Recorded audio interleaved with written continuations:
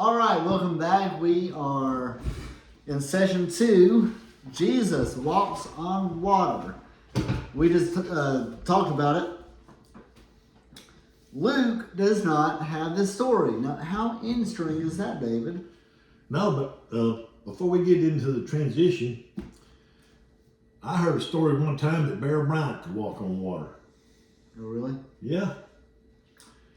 Back in the day when Shug Jordan was the coach at Auburn, they went fishing one day. Well, they was out on the lake. Big old gust of wind comes along, knocks Bear's hat off in the water. Uh-oh.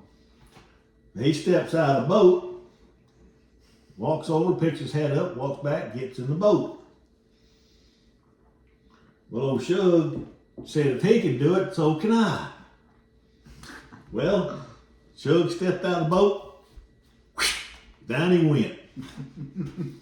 He come back up, Bear pulled him into the boat. He says, how do you do that? He says, you just got to know where the rocks are. That's a good one right there. Okay. Oh, man. You better not edit that. You have a transition. A transition to that transition. And you have a timeline too, don't you? That you want to talk But about? it has nothing to do with Jesus walking on water. It's dealing with the Jesus and when Pontius Pilate was made governor. When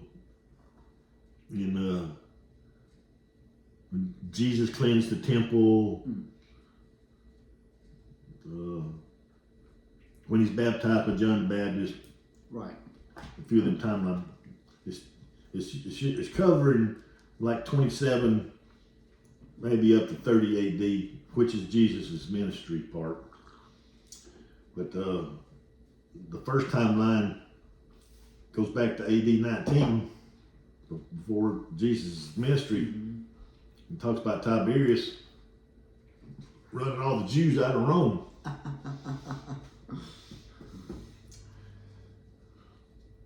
So, Well, Professor, the floor is yours. I guess he was a anti-Semitite back then. So if you are new, please consider liking and subscribing. And we'll try to keep you entertained. Yep. That's it. And hey, the tickle box didn't get turned over. That's good. Well, you like that walking on water story. Yeah. All right. Go ahead. I got to pull that in sometimes when somebody's reading this story. Okay. Transition. Walking on the water. Each evangelist closely ties Jesus with walking on water with the preceding story of feeding the 5,000. For Mark, the inability of the disciples to understand that earlier miracle affected their understanding of who Jesus truly was in this instance as well. Some think that Jesus walking on water is parallel to Old Testament theophanies or visionary appearances in which God strides across the waters as a symbol of control over evil and chaos. And it tells us, we can look that up in Psalm 77 and 107 and even Joel chapter 9. While in Mark, the disciples lacked understanding, Matthew stresses that the miracle of walking on water confirmed their belief that Jesus was the Son of God. Only Matthew reports Peter's walking on the sea, and his subsequent sinking illustrates the weakness of faith that is diminished by doubt. Faith must remain focused upon Jesus and not have its attention divided by harsh circumstances. Woo, that's a good statement there. That is. Some people let their circumstances dictate their outcomes. Yeah. What was that? We were studying about joy and happiness.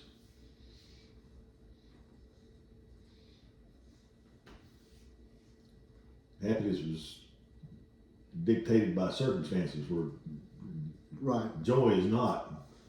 True. Because he said, rejoice always. Again, I say rejoice. Which brings us to Matthew chapter 14, starting verse 22. Immediately after this, Jesus insisted that his disciples get back into the boat so they can cross to the other side of the lake. Comment, hey, David, comment. Now, okay. Me, if I'm thinking, oh, brother, here we go again. Remember what happened last time they got in a boat to go to the other side? Storm. And where were they going? To see Legion, yep. And the storm, yep, that's right. So, They were feared for their lives. yeah, Seems like every time they get on a boat, it's stormy water. yep.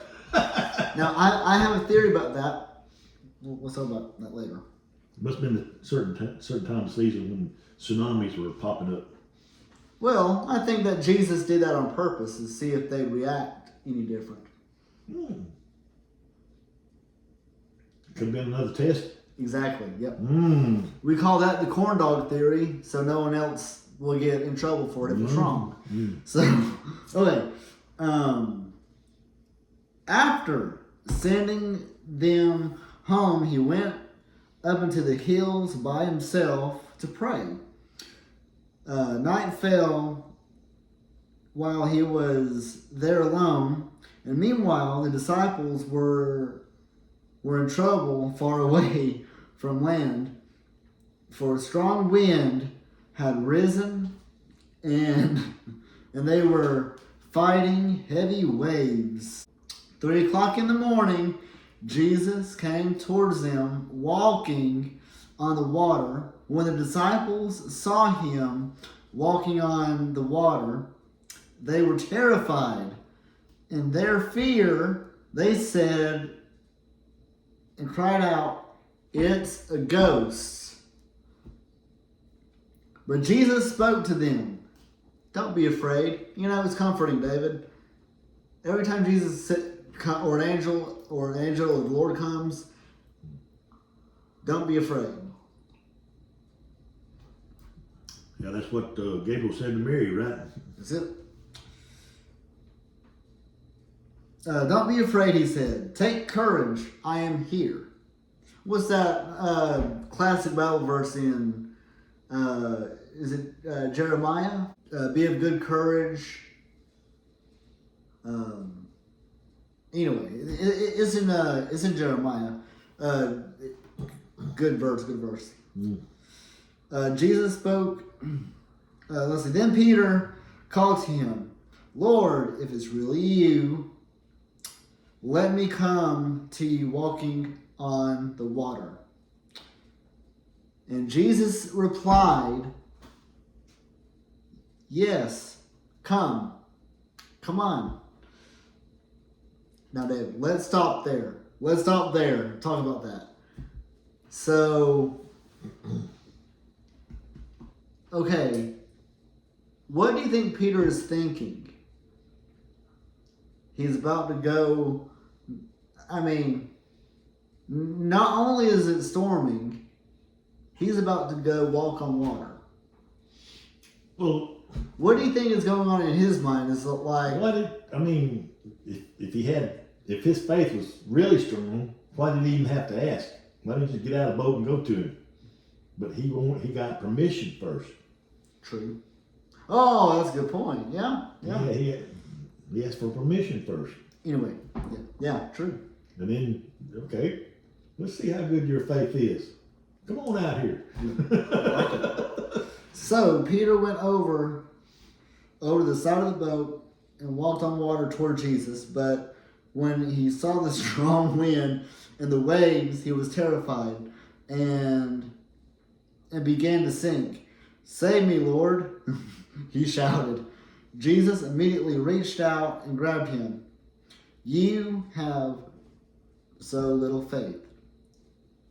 Why do you doubt me?" Jesus asked him.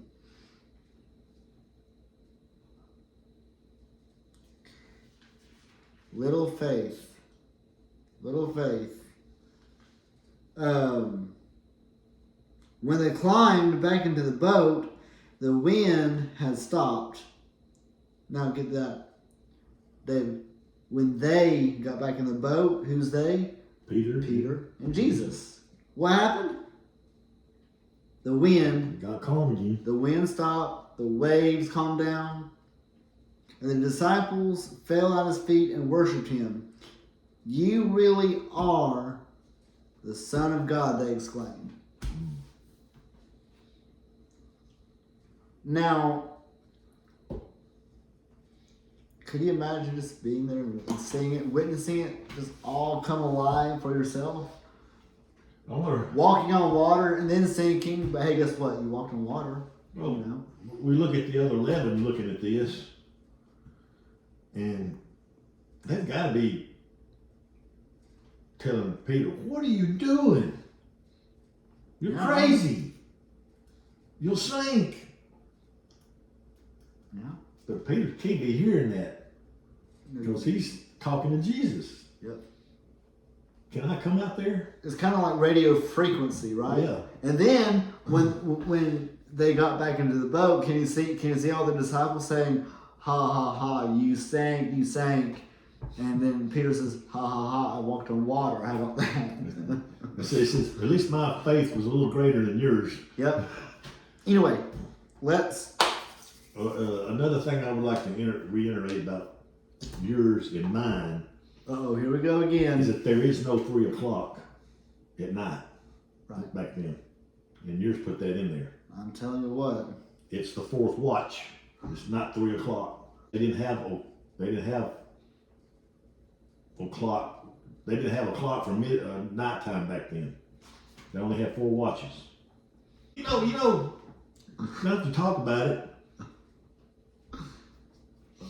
If I was living back then, I needed glasses, and I'm looking at you, I can still see you. Yeah. But I'm still blind. Because I can't see you as good as I can with these. Okay. So I am still blind. I just thought that's just something that struck me. I definitely can't read without glasses. All I can do is see where I'm going. Can you see with the magnifying glass? They didn't have magnifying glasses back then. This Okay. This is Jesus' miracle for causing the blind to see today. Not wrong. Makes me wonder if they had cataracts back then. I'm sure they did. So just remember, my Bible's better than his. Mine's newer, prettier. Don't get the NLT. Get the New King James Version. And don't get the NLT. You get the New King James Version or the Holman Christian Standard Version. If they make it.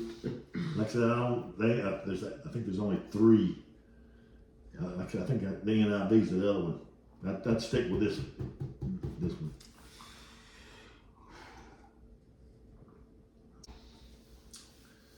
Getting back into the Word. You ready to start on the next synopsis? Next synopsis. Mark. Yeah. Chapter 6.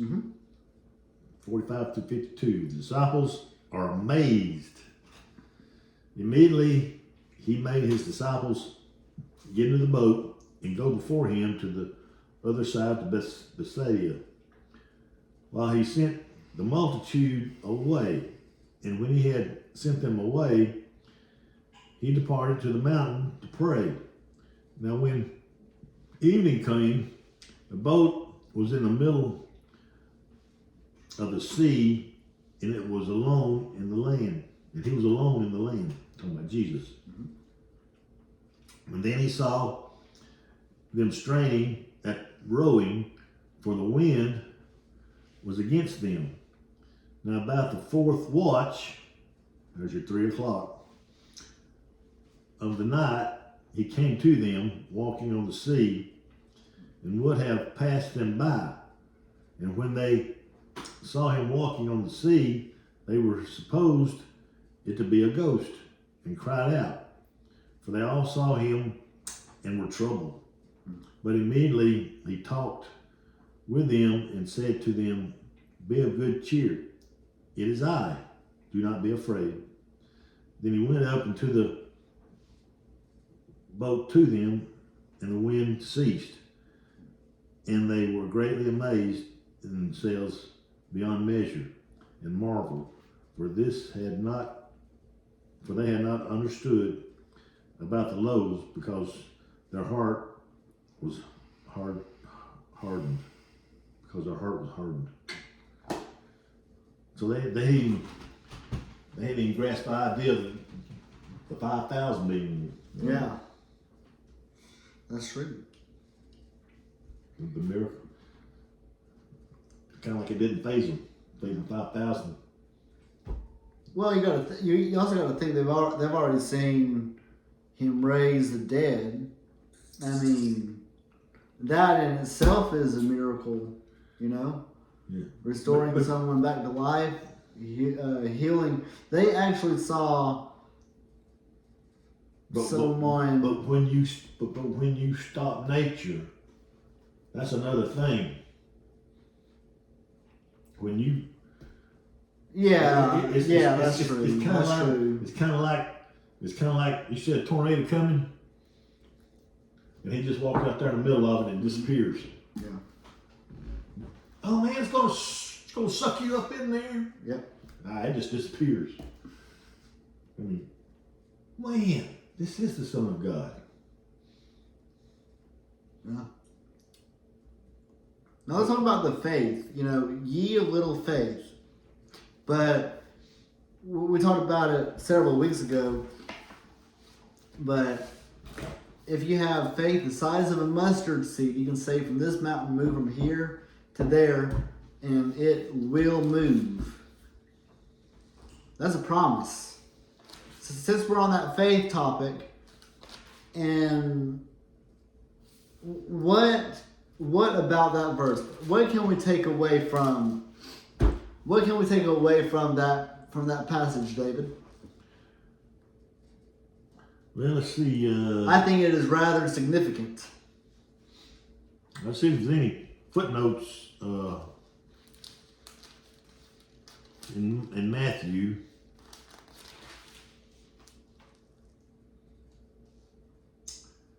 No, there's no footnotes in Matthew on the subject of their faith. Well, let's try Mark. Maybe Mark has some. And that was the 6th chapter of Mark. Yes, it is. That's why I brought this long case we could get into some footnotes here.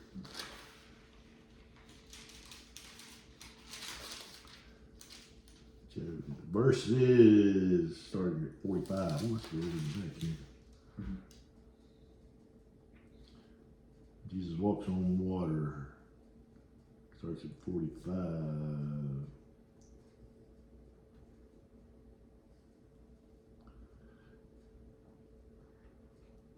It talks about him just getting in the boat with him. 3 miracles are contained in this brief account. 47 through 51. In the darkness, Jesus saw the disciples out in the storm miles away. 2, Jesus walked on the water. And 3, Jesus showed complete control over his creation when the wind ceased. And they're not talking, there's no footnotes on faith. But, you know, the thing is this last verse in Mark, on this subject where it says, for they had not understood about the loaves because their heart was hardened. Now, how can you have faith when you're stuck like that? Yeah. So, But isn't everyone's heart hardened anyway, due to sin? well, they're walking with Jesus. Yeah. Their heart shouldn't be that hardened. Yeah, but they're still sinful. They're still sinners.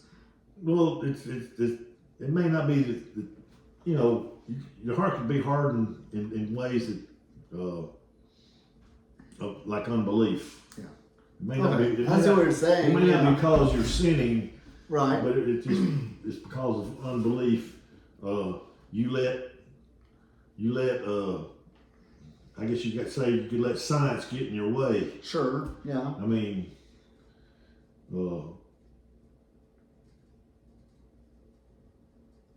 it's like I said, they didn't understand the feeding of the loaves, and we read there in one of the scriptures where Jesus said he was testing them. Mm-hmm. Now, what about the instance where, and we'll get to it eventually, but where if you have faith the size of a mustard seed, you can say from this mountain move from here to there, and it will move. And that's one of the commands in the Bible. Not a command, that's a promise in the Bible that it will move. It has no other choice but. If we hadn't got to that yet, he's got to be building their faith, because if he was testing them with the 5,000, feeding of the 5,000, and they still didn't understand it, then they flunked the test. Absolutely. They flunked the test of faith. Now, just because Jesus is telling them, hey, if you have faith the size of a mustard seed, you can say from that mountain move from here to there. Jesus can tell you that all day long. But if you don't apply it, what did he say in your version? You of little faith. You have little faith. You don't have faith at all. I would say, if I were Well, and he's going back. Not only or the translator. Not only is he mentioning it to him here because of him walking on water, but he's also going back to where he fed the 5,000 in the test, because even there he could tell them, "Ye of little faith." Yep. You can't believe I can feed these people. Now, look. If you raise someone from the dead, and I see you, now let's play a game. John the Baptist cut his head off, right? They cut his head off. If you whistling Dixie and got his head and screwed it back on and said, "Come alive," David, I would have no other choice but to say, that's the real thing. You know, this person, look, fed 5,000 But there's going to be others. Fed the 5,000, for example. Look. Hold that thought.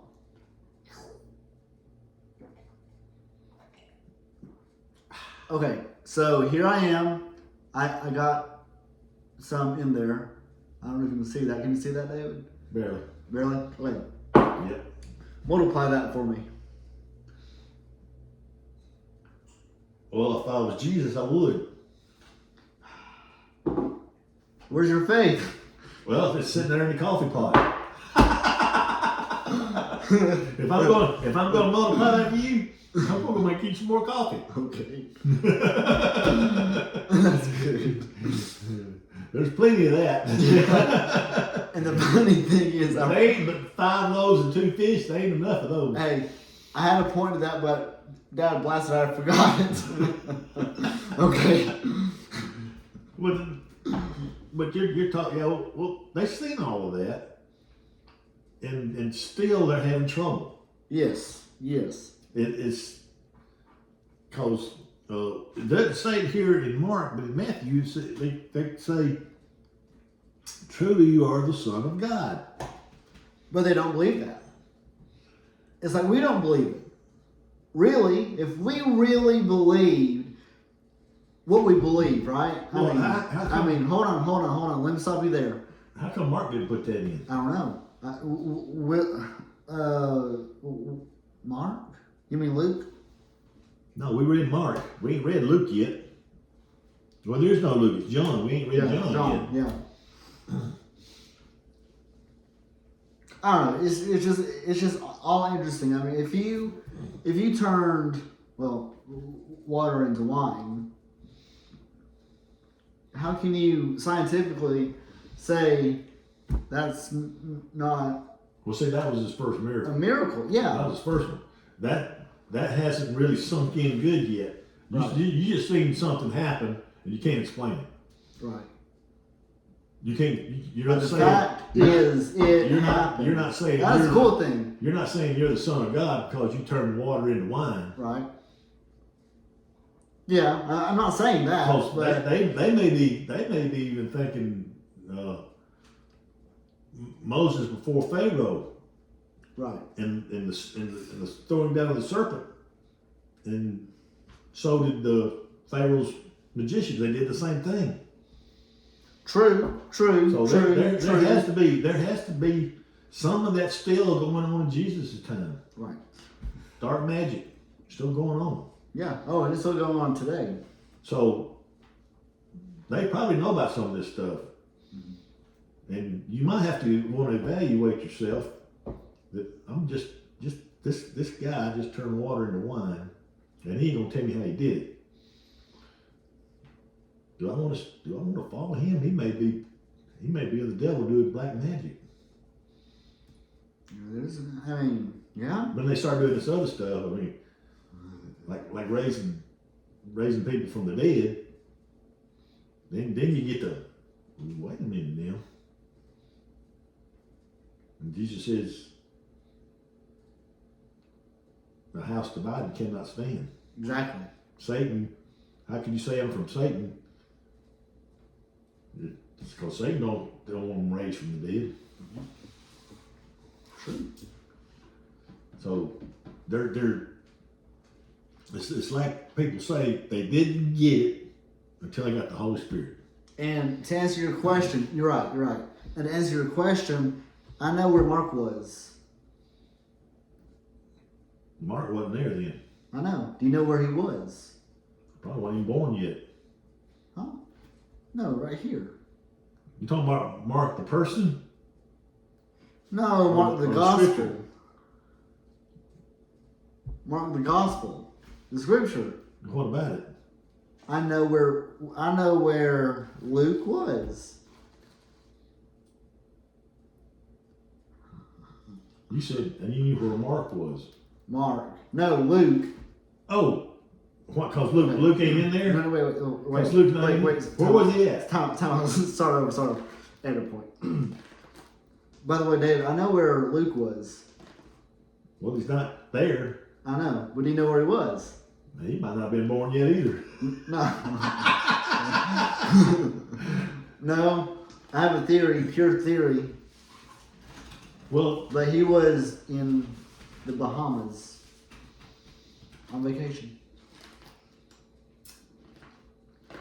well, you know, somebody discovered America before Christopher Columbus did. Okay. There wasn't no resort there, I tell you that. I don't even know if there's any people there. I doubt if there's any. Probably not. If there wasn't many. Of course, you know, you might have a few Indians from Yeah. the continent True. floating around the ocean over there. Okay. John chapter 6. That evening, Jesus' disciples went down to the shore to wait for him.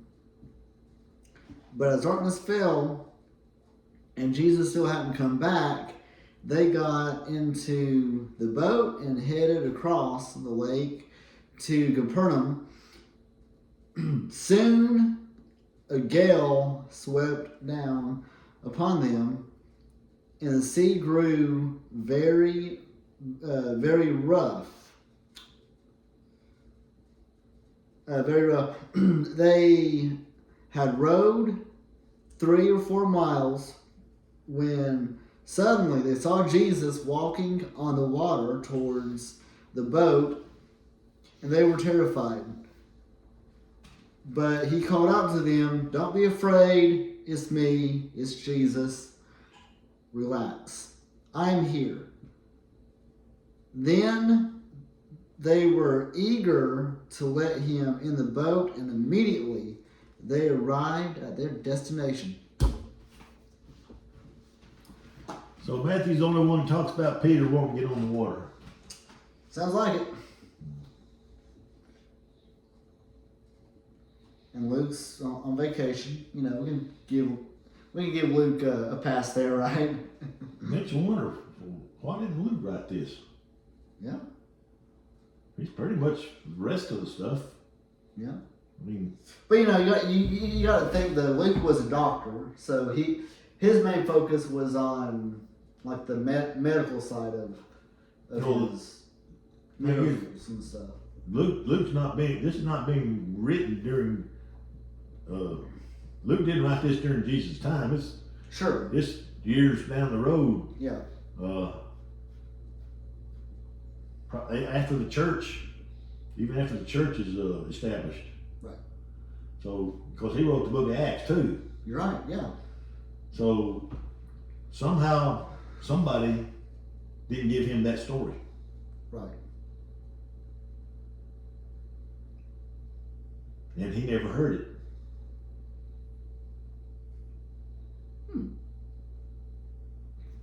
Just a theory. Yeah. Yeah. He may not have heard this story.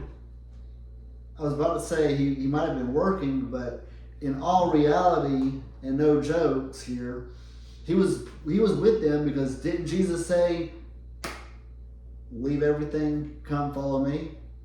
So Luke was probably there somewhere. No, He could have been on an errand or something. I don't know. I think Good question. Where's Luke? Luke might not have been following Jesus until after he wrote Acts and all the things about Paul. Luke may have been traveling with Paul. It's interesting. Okay. So he would have been a disciple probably after he heard. No. You're right. Because Luke, chapter 1, Theophilus. He's writing it to somebody. Yeah. And then Acts says the same thing. So you might be right. So yeah, that makes sense. He could have wrote it while he was traveling with Paul.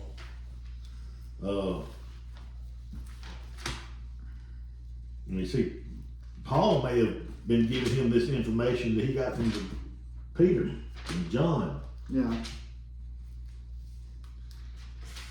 Paul might have just left that. If he was writing what Paul told him, Paul might not have told him about that one.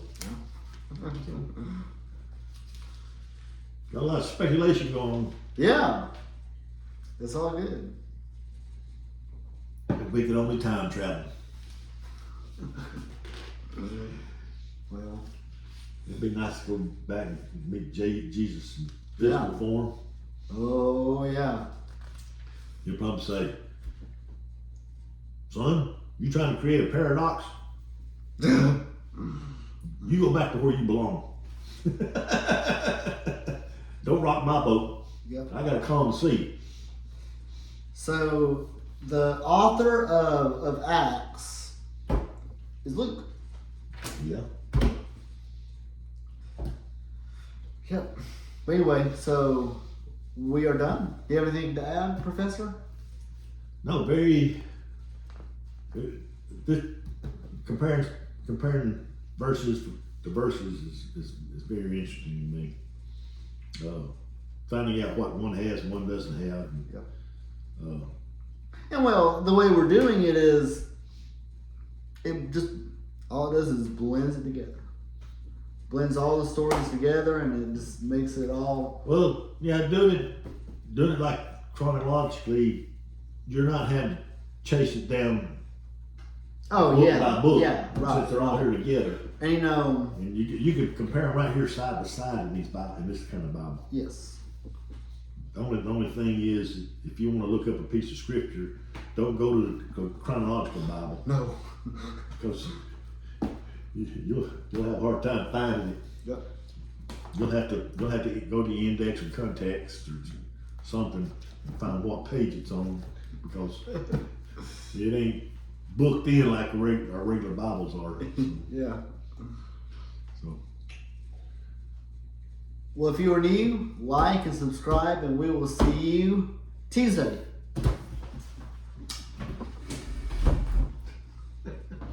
it is well with my soul.